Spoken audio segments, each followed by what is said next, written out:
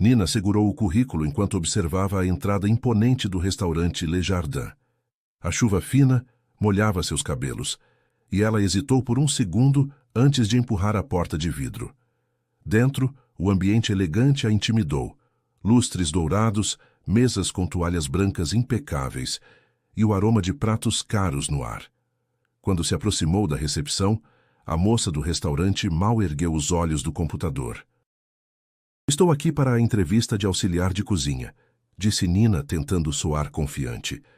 A mulher a examinou de cima a baixo com desdém mal disfarçado.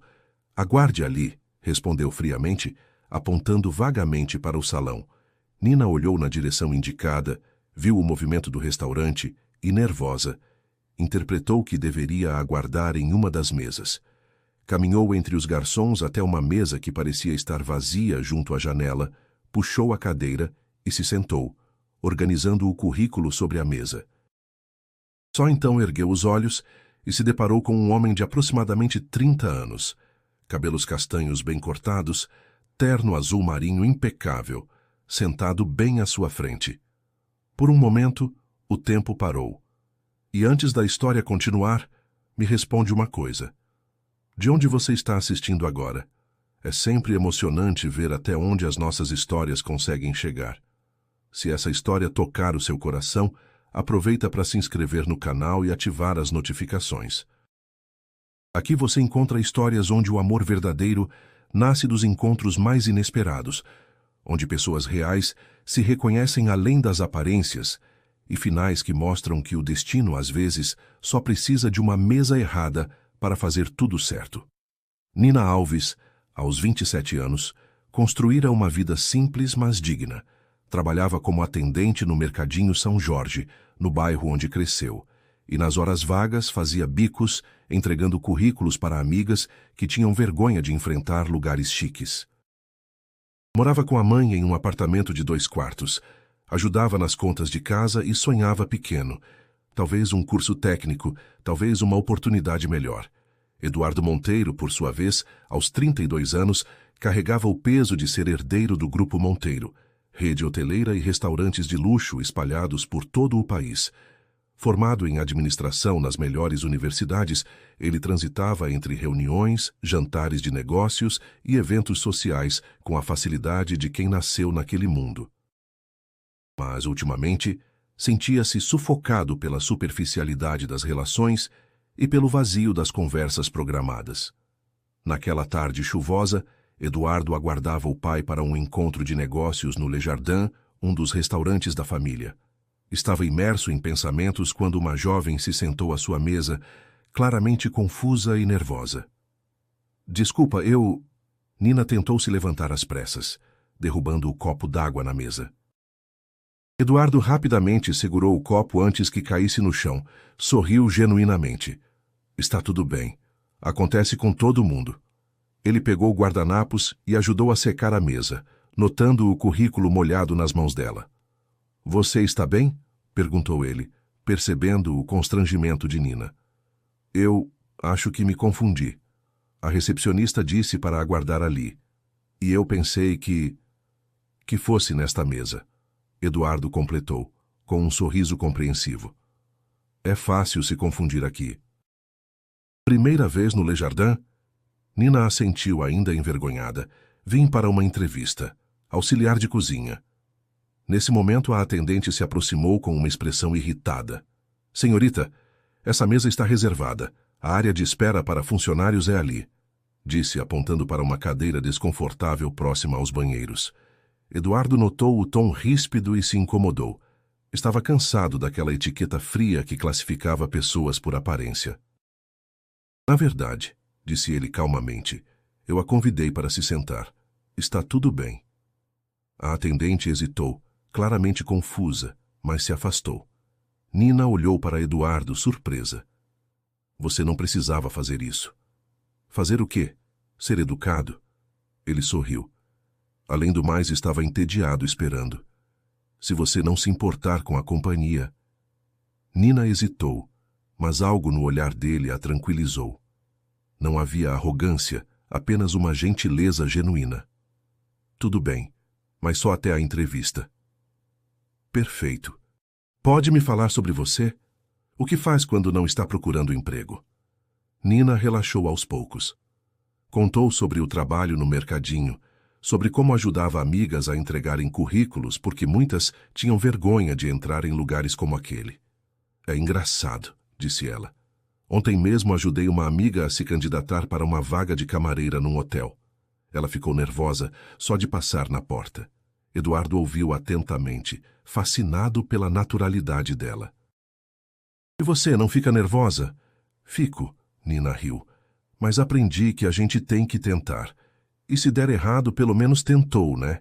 Eles falaram sobre trabalho, sobre a rotina corrida da cidade, sobre como Nina sempre ficava triste vendo comida sendo jogada fora no final do dia, nos restaurantes onde já havia trabalhado. Imagina se tivesse um jeito de organizar isso, disse ela animada. Tipo um aplicativo simples onde os restaurantes avisassem o que sobrou e pessoas cadastradas pudessem buscar, ou até mesmo fazer entregas organizadas para quem mais precisa. Eduardo se inclinou para a frente, intrigado. Você já pensou nisso antes? Ah, eu sempre penso em coisas assim. Minha mãe diz que eu sonho demais. Nina deu de ombros. Mas é que a gente vê tanto desperdício, sabe? E tanta gente passando necessidade. Não é sonhar demais. É enxergar soluções. Eduardo se sentiu revigorado ouvindo aquela conversa. Há meses participava de reuniões sobre responsabilidade social corporativa, onde todos falavam muito e ninguém propunha nada prático. Posso te fazer uma confissão? Disse ele. Vivo cercado de pessoas que falam bonito, mas no fundo só se preocupam com aparências. É refrescante conversar com alguém que é real. Nina o observou por um momento. Você trabalha aqui? Em parte. Eduardo hesitou sem querer mentir, mas também sem querer assustar. Minha família tem negócios na área. Nesse momento, um homem elegante, de cerca de 60 anos, se aproximou da mesa. Roberto Monteiro examinou Nina com um olhar clínico e desaprovação mal disfarçada. Eduardo, pensei que estava esperando sozinho. Eduardo se levantou, claramente constrangido. Pai, esta é Nina. Ela está aguardando uma entrevista. Roberto assentiu friamente. Entendo. Bom, creio que cada um pode voltar ao seu lugar agora. Temos assuntos importantes para discutir. A moça do restaurante se aproximou rapidamente. Senhorita Nina, o chefe pode recebê-la agora. Eduardo olhou para Nina, que se levantou educadamente. Foi um prazer conversar com você, disse ela estendendo a mão. Ele apertou sua mão, sentindo uma conexão que não queria perder. O prazer foi meu. Se quiser, me espera em 10 minutos do lado de fora depois da entrevista. Eu saio para tomar um ar. Nina hesitou, mas algo nos olhos dele a convenceu. Tudo bem. A entrevista durou apenas 5 minutos. O chefe, claramente sem interesse real em contratá-la, fez perguntas protocolares e disse que entrariam em contato. Nina sabia que não seria chamada, mas não se importou. Algo mais importante havia acontecido naquela tarde. Do lado de fora, debaixo do toldo do restaurante, Eduardo a esperava. Como foi a entrevista? Perguntou. Como eu esperava. Nina sorriu. Mas tudo bem. Pelo menos conheci você. Eduardo respirou fundo. Nina, preciso te contar uma coisa. Meu nome completo é Eduardo Monteiro. Minha família... Nós somos donos do Le Jardin e de outros restaurantes também. Nina o encarou por um momento, depois riu. Eu meio que desconfiava. Ninguém usa terno de R$3.000 só para esperar o pai num restaurante. Como você sabe que... Eu trabalho com atendimento ao público há anos. Aprendi a ler as pessoas. E além do mais, ela sorriu. Quando seu pai chegou, todo mundo ficou tenso. Eduardo se impressionou com a perspicácia dela. E agora? Vai sair correndo? Por que eu faria isso? Porque somos de mundos diferentes. Nina o encarou seriamente. Eduardo, você parece uma pessoa boa, mas eu já vi gente da sua classe brincar com a vida dos outros como se fosse passatempo. Só quero ter certeza de que você não é assim. A honestidade brutal dela o desarmou completamente. Não é isso, é que... Ele procurou as palavras. Faz muito tempo que não converso com alguém que me vê como pessoa, não como sobrenome. Então vamos tomar um café, num lugar normal. Eles caminharam 2 quadras até uma cafeteria simples do bairro, sentaram numa mesa de fórmica, pediram café com pão na chapa. A conversa fluiu naturalmente. Ele contou sobre a pressão de carregar as expectativas da família. Ela falou sobre os sonhos que tinha que ajustar à realidade das contas a pagar. Sabe o que é engraçado? Disse Nina, mexendo o açúcar no café. Você reclama de gente que só fala por interesse, mas está aqui conversando comigo que sou totalmente desinteressante financeiramente. Eduardo riu. Você é a pessoa mais interessante que conheci em anos. Não exagera. Estou falando sério. Quando você falou sobre organizar doação de comida, vi mais inteligência prática em 5 minutos do que em meses de reuniões de conselho. É porque eu vivo a cidade de verdade. Vocês vivem a cidade no papel. Quando chegou a hora de ir embora, Eduardo pediu o telefone de Nina. Você vai me ligar? Perguntou ela. Se você deixar. Deixo. Mas com uma condição. Qual? Se um dia você quiser mesmo me conhecer, me encontra onde a vida é de verdade. Não nos seus restaurantes, não nos seus hotéis. No meu mundo. Combinado.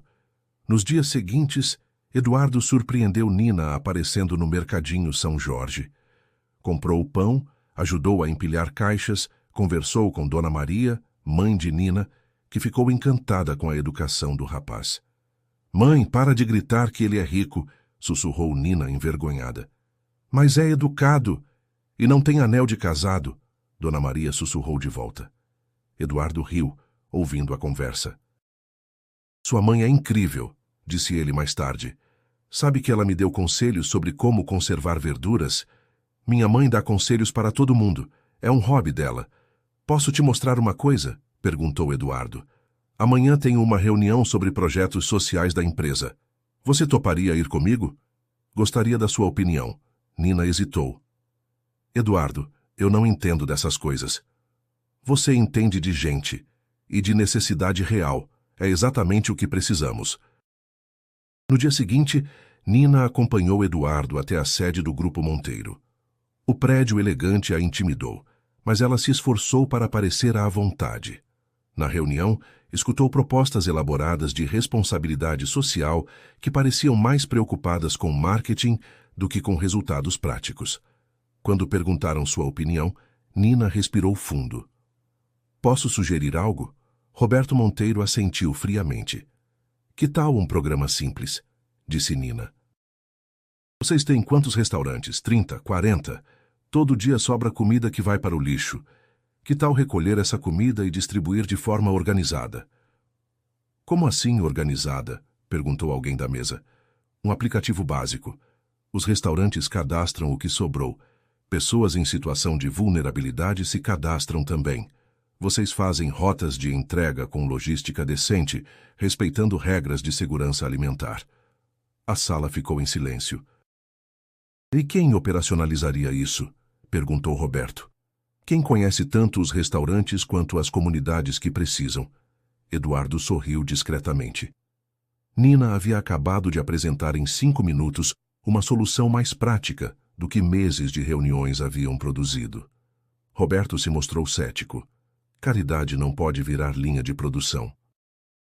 Mas quando a equipe financeira calculou os números, redução de custos de descarte, melhoria da imagem da marca, benefícios fiscais, o projeto ganhou aprovação para um piloto. Quem coordenaria?